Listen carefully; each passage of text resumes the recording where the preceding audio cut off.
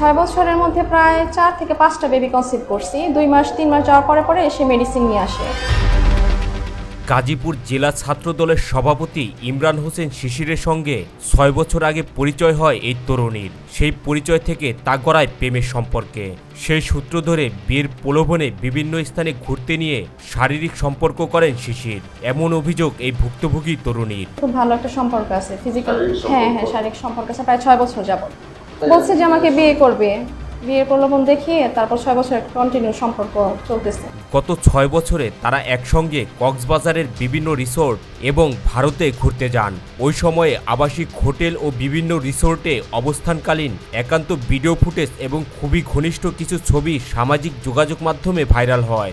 ইন্ডিয়াও গেছে আমার সাথে, প্রায় 15 দিন ছিল।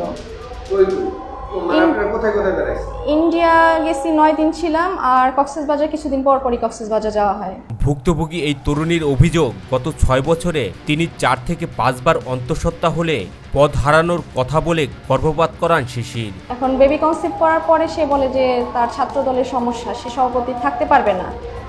তো নিয়ে মেডিসিন নিয়ে এসে আমাকে মেডিসিন দেয়, বিভিন্ন জায়গায় আমার কক্সবাজারে নিয়ে যায়, ওইখানেও মেডিসিন খাওয়াইছি নিয়ে। বিয়ের চাপ দিলে ছাত্র রাজনীতি শেষ করে বিয়ে করবেন বলে তাকে প্রতিশ্রুতি দেন। এখন প্রথমে বলছে যে বিয়ে, এখন সে ছাত্র দলের সভাপতি থাকা সত্ত্বেও বিয়ে করতে পারবে না, কমিটিটা শেষ হলে বিয়ে করবে। এই তরুণী বলেন, আওয়ামী লীগ সরকারের আমলে বিরোধী রাজনীতির সঙ্গে জড়িত থাকায় শিশিরের আর্থিক অবস্থা বিবেচনা করে তার ফ্রান্স প্রবাসী বাবা ও জার্মান প্রবাসী ভাইয়ের কাছ থেকে টাকা এনে প্রায় 12 থেকে 15 লক্ষ টাকা শিশিরকে দেন। টাকা পয়সা দিছি প্রায় আপনার 12-15 মতো হবে। শুধু মানে বিভিন্ন জায়গায় ঘুরতে গেছি, সেটা আমি বহন করছি। আমার বাবা দেয়। দেশের বাইরে থাকে, ফ্রান্সে। হ্যাঁ, আমার ভাই থাকে জার্মানিতে। কিন্তু গত 5 আগস্ট আওয়ামী লীগ সরকারের পতনের পর শিশির পুরোপুরি পাল্টে যায় এবং তার সঙ্গে কোনো যোগাযোগ করছেন না। ফোন দিলে ফোন কেটে দিচ্ছেন, এমন অভিযোগ এই ভুক্তভোগী তরুণীর। 5 আগস্টের পর থেকে সে যোগাযোগ একদম বিচ্ছিন্ন, মানে যোগাযোগ করে না। এই বিষয়টি কেন্দ্রীয় ছাত্র দলের সভাপতি রাকিবুল ইসলাম রাকিবকে জানিয়েছেন বলে জানান এই তরুণী। বলেন, রাকিব তাকে বিষয়টি সমাধানের নির্দেশ দিয়েছেন।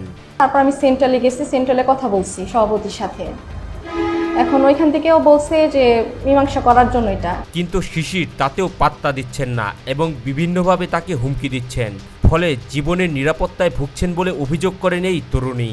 কিন্তু সে আমার সাথে কোনোভাবেই যোগাযোগ করতেছে না, উল্টা আমাকে হুমকি দিতেছে। প্রায় 1-1.5 বছর হবে সে বিয়ে করছে। এখন সেই মেয়ে আমাকে বারবার ফোন করে গালিগালাজ করে বিভিন্নভাবে, হুমকি দেয় যে আমার বাসায় পুলিশ নিয়ে আসবে। এখন আমি তো আর জানি না যে সে বিবাহিত। এদিকে ধর্ষণের অভিযোগ ওঠার পর শৃঙ্খলা ভঙ্গের দায়ে গাজীপুর জেলা ছাত্রদলের সভাপতি ইমরান হোসেন শিশিরকে পদ থেকে অব্যাহতি দেওয়া হয়েছে।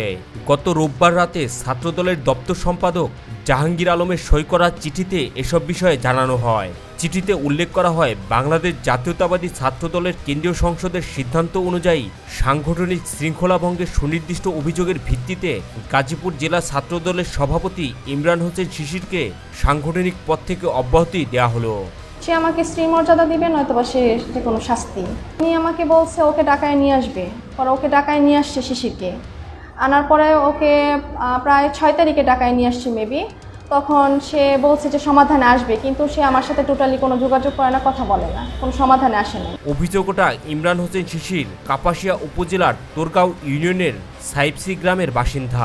বাড়িঘর ভাঙচুর করবে, আগুন দিবে, যে আমি বাজারে এখানে সেখানে আমি যাইতে পারবো না। আর উল্টা আমাকে বলে যে হুমকি দেয় যে আমাকে যে মেরে ফেলবে, বা আমি কোথাও গেলে যে এটা বাড়াবাড়ি যেন আমি না করতে পারি, যে আমাকে মৃত্যুর হুমকি দেয়।